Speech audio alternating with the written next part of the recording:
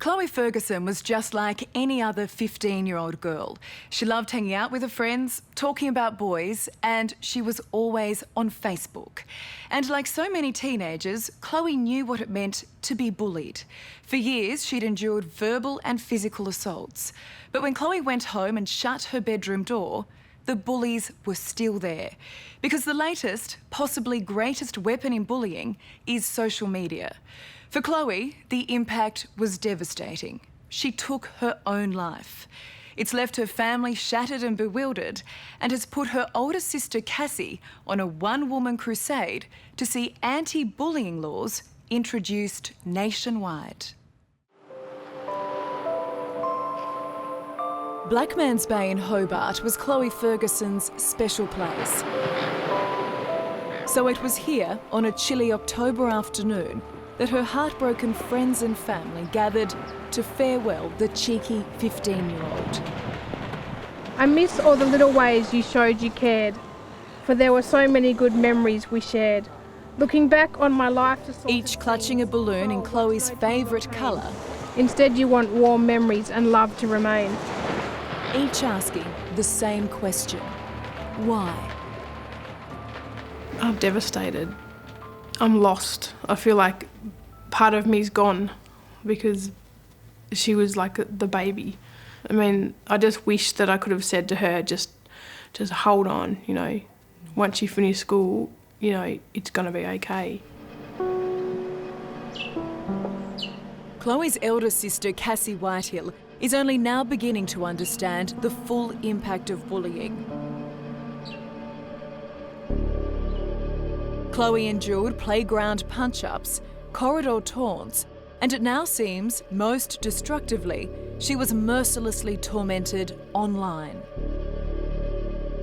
Words and threats that could break the strongest of souls. It's what tipped her over the edge. So she saw no other way out other than to take her own life. Yeah, that's right.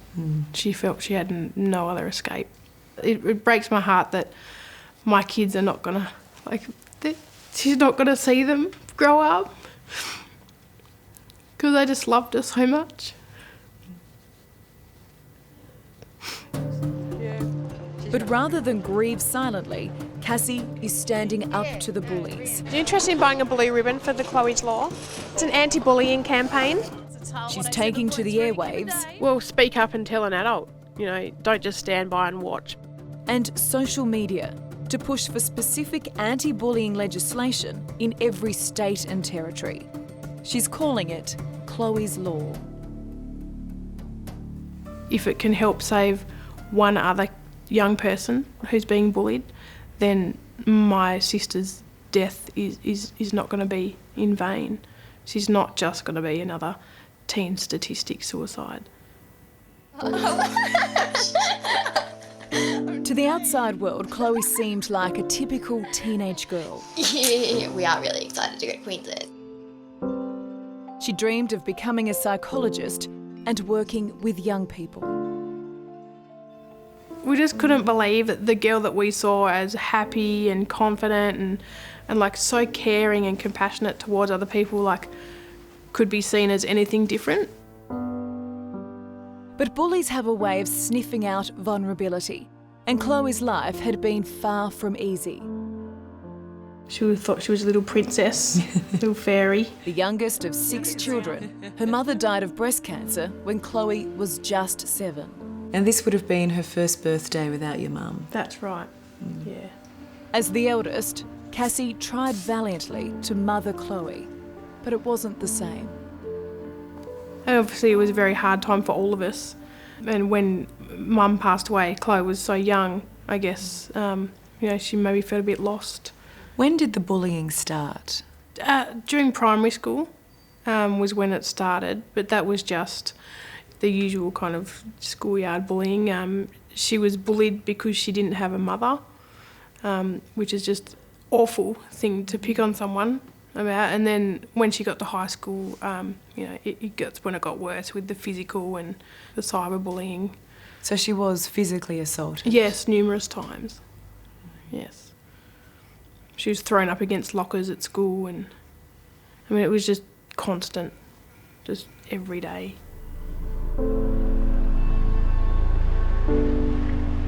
Chloe changed schools in the middle of last year because of the bullying. In her family's mind, that was the end of it. She appeared happier. Little did they know, the abuse didn't stop. In fact, it got worse. That's because the bullying went far beyond the school gate. On the afternoon of Tuesday, the 10th of September, Chloe caught the bus into town after school, as she always did. She got off the bus, was walking through the mall. Those people were waiting for her. They knew she was going to be there at that time. She had no idea it was coming. She was attacked from behind, ran up behind her and hit her in the back of the head. Stop it! She was on the ground. She had her head covered. She was covering her face while they were attacking her. She never tried to fight back. The physical attack was just the beginning of Chloe's ordeal. What followed was a social media frenzy, with one girl bragging that she had a video of the bashing and threatening to post it online. Police investigators are yet to confirm they have that video.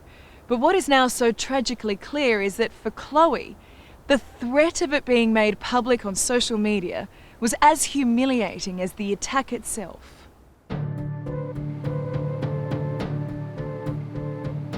By 6 o'clock that night, less than 3 hours after the attack, Chloe's Facebook feed was overflowing. Bash the f*** out of Chloe, finally. Waited way too long for this. Oh my god, it's about time. I saw her and I smacked her up. Who wants to see a video of Chloe Ferguson getting bashed? Ha ha ha. That comment received 45 likes within 2 days. It's disgusting. It's not like she got bashed and 3 people saw it. Thousands and thousands of people could have seen that video. And she just would have been so humiliated. On the 12th of September, after 48 hours of blistering Facebook bullying, Chloe Ferguson took her own life. You know, I just kind of lost it. I could not believe that she was not here anymore. You know, it's my sister. You know, I wish I'd told her that I loved her. You know, I wish I'd told her that I was here for her, you know. How did you hear about her death? I saw it on Facebook because I woke up before I went to school and went on Facebook and I saw a status about it. You found out about her death on Facebook? Yeah. 15-year-old Lauren Cash met Chloe at Girl Guides when they were both 9. Hello. They were inseparable, and Chloe would often stay with Lauren and her mum, Fran.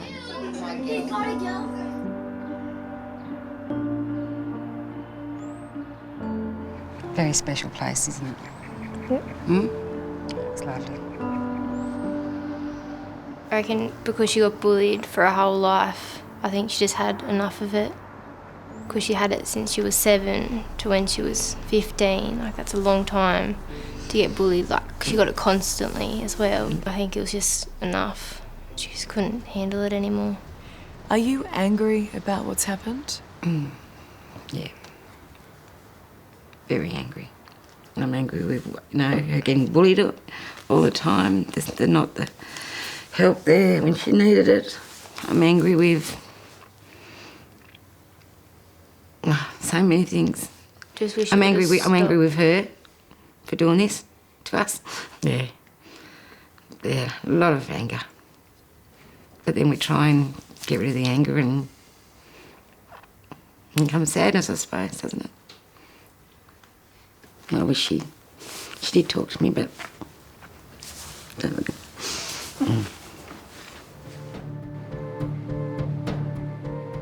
Across social media, on Ask FM, Kick Messenger, Instagram, Tumblr, Twitter, cyberbullying is everywhere. It follows you home and into your bedroom. Even long before Chloe was bashed, she was bullied on Facebook. Her newsfeed full of malicious posts. Hope this slut's in town today. Keen for some slut smashing. Hit her for me too. Yeah, mate. This would be at the top end of the nastiness scale that I've seen. Former police officer Susan McLean is now a cyber safety consultant. You're never ever going to know what was the straw that broke the camel's back. It would be a combination of all those things that she was going to. Often it's the last big thing, and if that was the video, then you could, conclude that that had a role to play in it. If you see it, if you find it, if you observe it, you must act. Susan spends much of her time warning school children about the dangers of cyberbullying, and she doesn't mince her words. You've got to understand that this behaviour is particularly damaging, and it leads to tragic cases of young people that take their own life because they don't think that they can go on anymore because another individual was so nasty and horrible to them. With 3 in 10 children now victims of online attacks, what is surprising is that Susan places much of the blame on parents. Kids would much rather put up with the bad to keep the good, and they fear that if they tell their parents that they're having a problem online, that they're going to lose access. And I implore parents never ever to threaten to do that.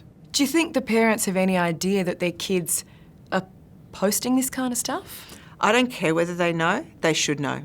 And this nonsense of, I don't understand, or it's private, or they won't show me, or it's what kids do, not on. If you're a parent, you need to parent in the digital space, and that means knowing what your kids are doing and making sure you advise and you guide them about acceptable behaviour.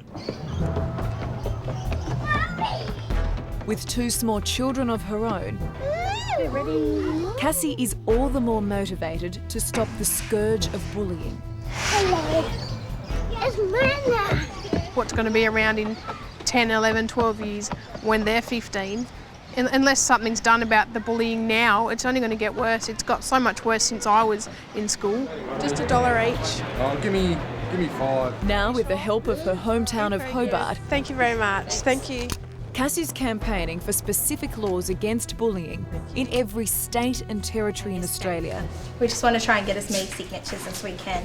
All getting behind a change for the good. So far, Victoria is the only state where the word bullying is explicitly used in legislation. Very special day today. It's Say No to Bullying Day.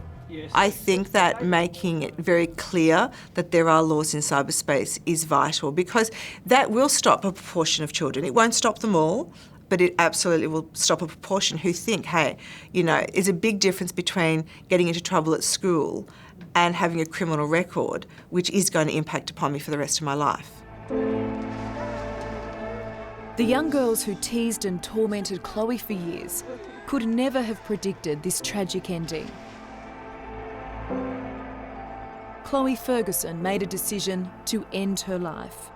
A decision that will affect so many others for the rest of their lives. We've got to stop it. We love our kids. We all love our kids. We don't want them to do this to themselves. Enough is enough. Yeah, enough's enough. Yep. Hi, baby girl.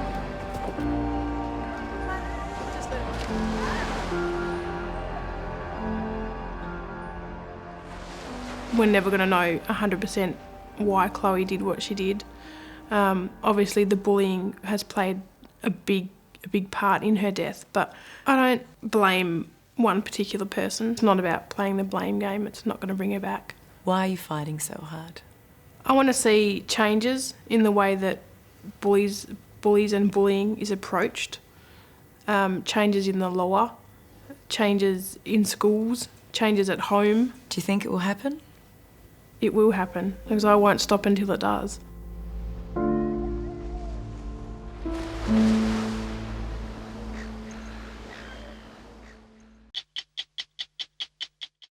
Hello, I'm Alison Langdon. Thanks for watching.